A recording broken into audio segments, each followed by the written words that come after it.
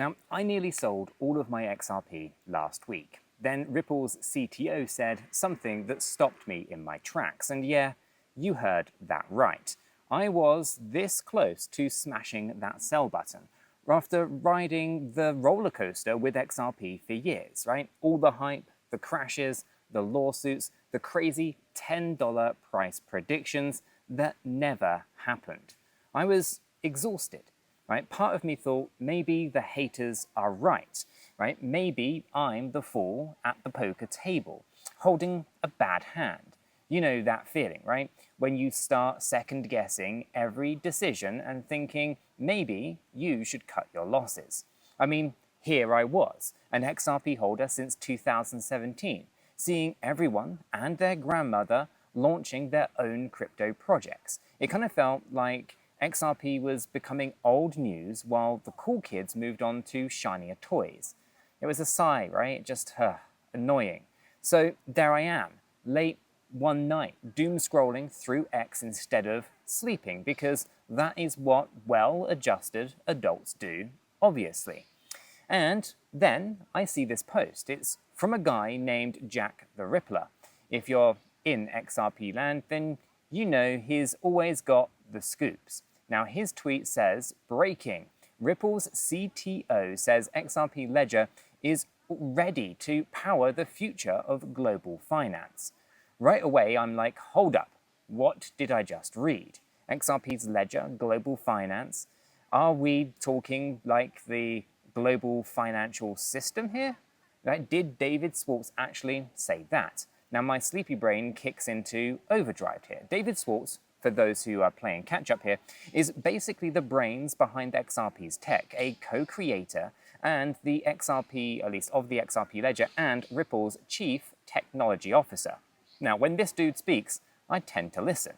He's not one for fluff or the hype. If anything, he's actually known for being pretty blunt and technical. So if he's saying something this bold, then I need to check the source, not just a tweet summary then. So I click through and I see the full context, and oh boy, it's a lengthy post on X, you know, the kind that you have to hit show more 3 or 4 times. Now I'm kind of hooked at this point. The gist of it is this: he's basically welcoming all of the newcomers, right? Payment companies, stablecoin issuers, who suddenly want to build their own blockchains instead of being snarky. He's like, welcome to the party, guys. Now that kind of made me chuckle a little bit, but he wasn't just being a bit sassy. He had a bit of a point here. He points out that the fact that all of these companies now want their own blockchains kind of proves how essential blockchain tech is becoming, at least to finance. Like, the world is waking up to what crypto, people have been saying for over a decade. And inside, I'm kind of just cheering. Finally, validation, right? And it's kind of like watching everyone arrive kind of super late to a concert that I bought tickets for back in 2017. But just then, David kind of hits us with a reality check. I mean, sure, anyone can try to launch a new blockchain nowadays, right? Spin up some nodes, create a token, slap the word chain on the end of it, and your company's name is great. Right, the hard part, though, is actually what comes after: building trust, liquidity, real-world usage, and getting developers on board, essentially creating an entire ecosystem from scratch. Now, he's basically saying, good luck, kiddos. It's not as easy as it sounds. And he's speaking from experience. Because guess what? Ripple's been doing exactly that with the XRP Ledger for like 13 years. Now that, of course, made me sit up straight in my chair or on this stone bench in the middle of Madrid. Right, 13 years. It currently, clicked, right? Or at least it suddenly clicked, right? They've been at this since 2012, quietly building, updating, improving XRPL, while most people were either ignoring crypto or cashing the next kind of big thing in. No wonder that the XRPL has already kind of seen actual adoption, right? Banks, companies using it, because it's been battle tested and iterated on for over a decade. I had this image in my head, all of these new blockchains are kind of like startups in a garage, while XRP is like a seasoned veteran. Maybe not as kind of flashy, but, rock solid and experienced. So, for example, let's think about it. XRPL has been handling real value transfers for years. It's not just theory or pilots, right? It's kind of moved money across borders in real businesses. Meanwhile, of course, some shiny new chain might still be figuring out how not to crash when too many people actually use it, right? There's a reason that institutions have been dipping their toes into XRPL, right? They see that reliability, that kind of track record. And honestly, I start feeling just a little bit proud, like, yeah, that's my coin that they are talking about. So then Schwartz contrasts XRPL with those kind of newbie blockchains in another way. Governance, right? Some of these new chains are permissioned, right? That means that only approved participants can actually validate transactions or run nodes. It's like a private club or gated community. Sure, it gives the company running it more control, which might, make regulators a little bit less nervous maybe because they know who's in charge of it. But it also, kind of defeats the purpose of having a decentralized global network. It's the difference between an intranet and an internet, right? One's closed off and tightly controlled, and the other is open to the world. Now, he's basically saying, look, XRPL is public and permissionless by default here. Anyone can use it. Anyone can run a validator on it. It's open like the internet. And that openness is what gives it resilience and global reach. No single party can decide to cut you off or shut it down just because they feel like it. However, right, and this is key, XRPL isn't some kind of, anarchist Wild West either. It has optional features to add permissions for specific use cases. So if a bank or a government wants to use it and, needs certain controls for compliance, well, those tools are available. Now, I find that balance super interesting. It's kind of like the XRPL is saying, we can be as open as Bitcoin, but if you want to put up some walls for your use case, we've got you. So not many networks can actually claim to do that, right? You usually have either fully open and uncontrolled or fully private and centralized control. XRPL is trying to offer the best of both worlds. Now, at this point, I'm just nodding along, right, with everything that Schwartz is saying. My late night research, spree has led me, I guess, legitimately excited, right? It kind of felt like he was addressing every doubt that I'd been having. Is XRP's tech still relevant? Yes. Can it compete with the new kids? Yes. And they're actually copying its homework. So does it play nice with regulators? Yeah. When needed, of course. It's kind of like he was reading my mind and knocking down each concern. Now next, he brings up the fees. Now, if you've ever used Ethereum or any smart contract platform, you know the pain of gas fees, right? I've paid $50 to send $20 before. It is ridiculous, right? Schwartz reminds us that XRPL doesn't have that whole separate gas token situation. On the XRPL, right, you actually pay a very tiny fraction of XRP per transaction, and that's it, right? There's no need to hold some separate coin just to pay for fees. Now, if I'm sending dollars or yen or XR on the XRPL, I can just pay the fee in XRP, which I have anyway. It's elegant and it's simple. And the fees on the XRPL are predictable and super low, right? We're talking like a fraction of a penny. And it doesn't suddenly spike 100x because of a trendy NFT drop or something crazy, right? If you've ever had a transaction get stuck or paid through the nose on Ethereum on a busy day, you know just how valuable predictable fees are. Now, XRPL was designed from day one to avoid that craziness. Also, XRP, the token, isn't just a fee token. It's kind of the secret sauce, right? It's a bridge asset, meaning that XRP can be used as a neutral bridge between different currencies on the ledger. So if I want to send euros, but I only have dollars, XRP can bridge that gap instantly via XRPL's built-in exchange. It sounds technical, but Imagine being able to convert anything to anything seamlessly in the background. That is what XRPs, at least gives XRP a real use case, right?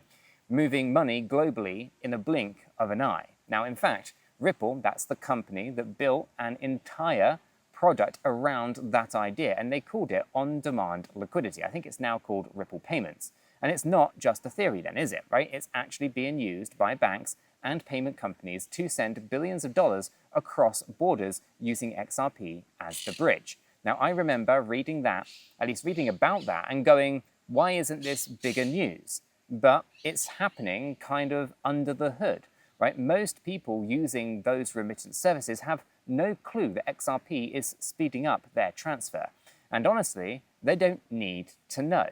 And that is when you know that a technology is solid, when it just quietly works in the background.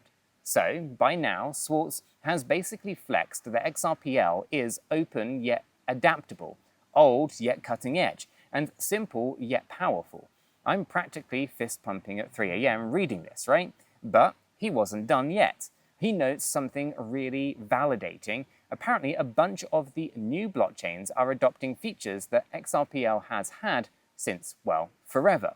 He mentioned deterministic finality and proof of authority style consensuses, right? Those, what kind of does that kind of geek speak really mean, right? Let me kind of put this into plain English just in case.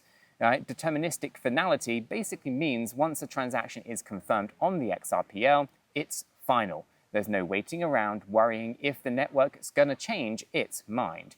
And the proof of authority basically means that validators are known and vetted, which gives fast and predictable results. So in other words, newer projects are realizing that if you want to settle real money, you can't have randomness or uncertainty, right? You need speed and certainty, which XRPL was built for. So it's kind of like the crypto industry at large is converging on the design principles of the XRPL already has. How cool is that? It's kind of like watching all of our other kind of kids in class finally figuring out the answer that the quiet kid, the XRPL, had all along. Now you know what it felt like to me, right? It was vindication. For years, people mocked XRP, right? Calling it banker's coin, right? Saying that it's too centralized, saying that it'll never be on the level of Bitcoin or Ethereum. And now the tables are turning, right?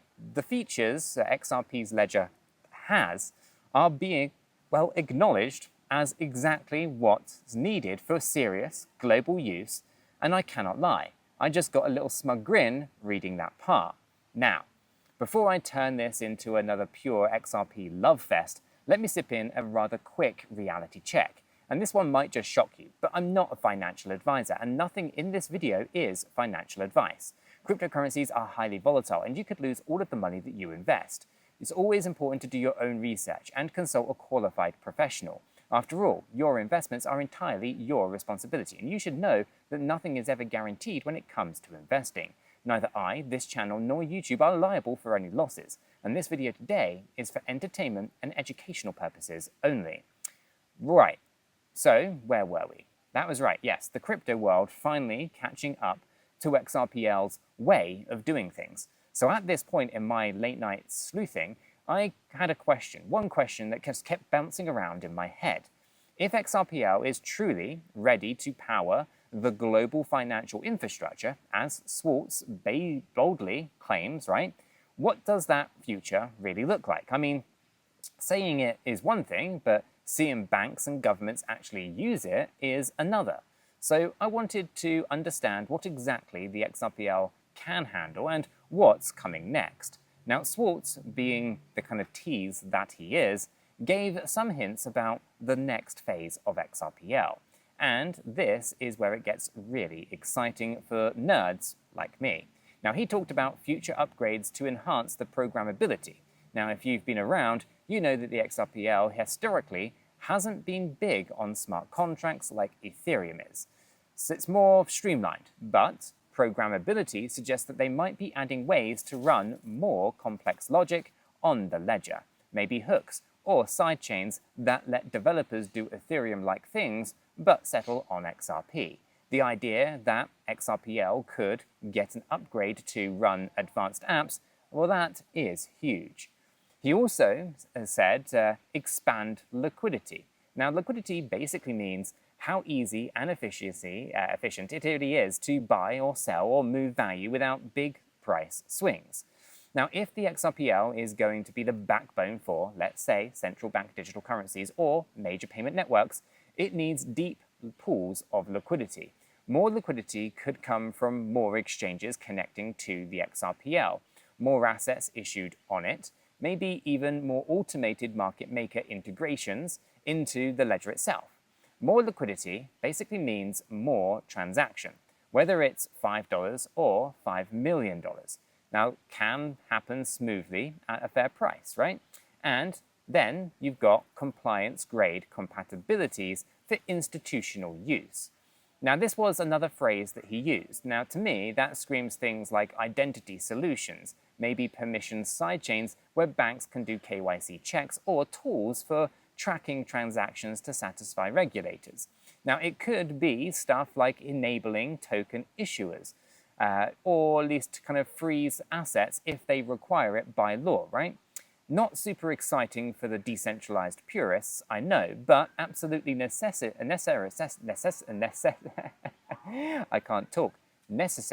if you want big players to jump on in. Now, when I put all of this together, the picture that emerges is pretty wild. XRPL isn't just aiming to be a crypto network where degens trade meme coins. It's actually positioning itself as the kind of backbone of, literally everything finance, stablecoins, payments, maybe even bonds and stocks via tokenizations. Now, CBDCs for countries, you name it, right? And the crazy part here is that it's already doing some of that. Now, this might be just small scale, but they're proof, that this ledger, it isn't just theoretical. It works out in the real world.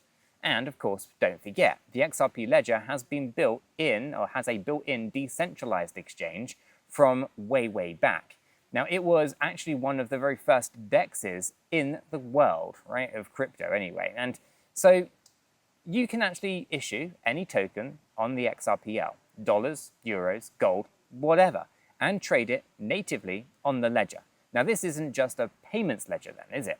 It's like a whole financial mini ecosystem that's been quietly operating and waiting to explode in usage.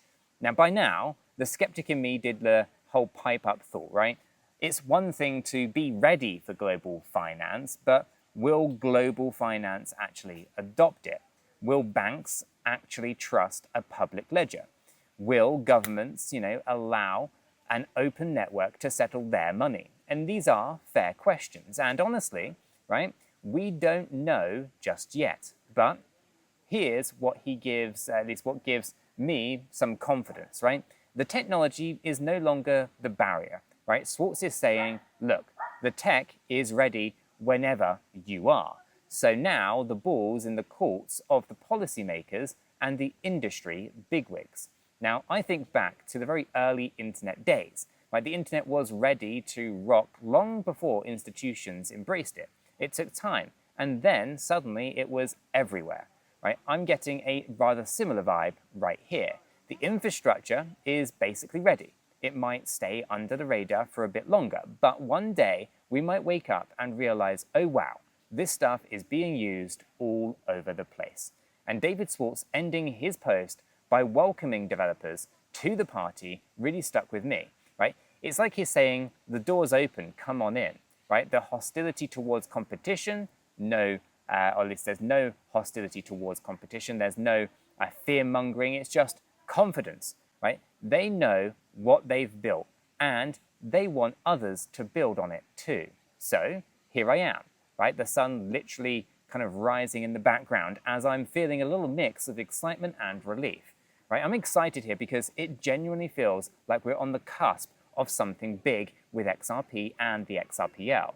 I'm have relief here because I realized that I wasn't crazy to believe in this project for all of these years. I remember how I almost sold everything just out of frustration. And now I'm thanking past self, that I didn't. In fact, I went ahead and bought a little more after reading David Schwartz's thread, just a smidge as a little treat. And I hopped on Kraken Pro, which I've got an affiliate link for down in the description. And if you want to use it, it supports the channel at no extra cost to yourselves. And guess what? I just picked up a few extra XRP for the hodl bag. Now I know, right? It sounds a little bit like total fanboy right now, but trust me here, right? I've been critical of Ripple and XRP plenty of times in the past. This project isn't perfect and nothing is ever guaranteed, but it's not very often that you get this to feel like you're witnessing pieces fall into place in real time. So let's think about this. A lot of crypto projects promise the moon. Most of it is just talk on a white paper. And here we have a CTO of a top project basically saying, we did the work, we have the tech, we're ready for prime time. And then you see evidence of it all. Years of development, actual use cases, and even competitors validating it by imitating the features. That's not hype, that is tangible. Now I feel like I have just read the climax of a novel here, and that's kind of been slowly building up maybe for over a decade. But the story, it just isn't over. It's entering a new chapter here. I remember the first kind of buying XRP when it was under $1, right? I remember it at around 10 cents, right? Hearing all of the grand visions. And over time, some stuff felt a little empty or like empty hype. But in the background, they were laying the foundation, brick by brick. Now, here comes the kind of architect, David Schwartz, saying that the foundation is done and the building is ready to open its doors. That is powerful. So here is how I'm looking at it now. I'm treating my XRP holdings less like a lottery ticket and more like a long-term stake in a piece of the future infrastructure. And I'm willing to be patient with it. I'm still gonna peak at the price, of course, but whether it rockets next month or in 5 years from now, I'm more at peace now because I can see the bigger picture. It's not just about when moon. It's about being part of something that could genuinely change how money moves around the world. And even if XRP doesn't end up conquering the financial universe, right, just being along for this ride is pretty awesome in its own right. It reminds me of why I got into crypto in the first place. Not just for the gains, but to be on the frontier of this innovation, to witness history in the making. Now that sense of adventure and discovery, right? It's back, big time. Now to wrap all of this up, I'll say this. I'm really glad that I didn't sell that moment of doubt. Sometimes the biggest wins come from those who wait. Now I'm not saying XRP is a guaranteed win. Remember the no guarantees here disclaimer earlier. But hearing what Ripple's CTO had to say and seeing the industry validate XRPL's approach, it reminds me of why I bet on XRP in the first place. So if you're like me, whether you've been holding XRP for years or you're just crypto curious, take a moment to zoom on out, ignore the short-term noise and look at the fundamentals and the long game, right? What I found at 3 AM was a reminder that underneath all of the memes and the drama, some projects are actually building the future. And hey, if nothing else, it's one heck of a story to be a part of, right? All right, so that's my midnight revelation story. And if you hung on with me this far, thank you, right? You're the real MVP of this story. Now, I'd like to hear your thoughts on all of this too. Did this news make you more bullish on XRP, or are you still a little skeptical? You can drop a comment down below, or come and tell me in my free educational Discord server. Totally free to join, of course. I'm always there lurking around, and I love hearing what you guys think. Anyway, thanks for listening. At least listen to me ramble here in Madrid. Hit that like and subscribe button, and I'll catch you all in the next one.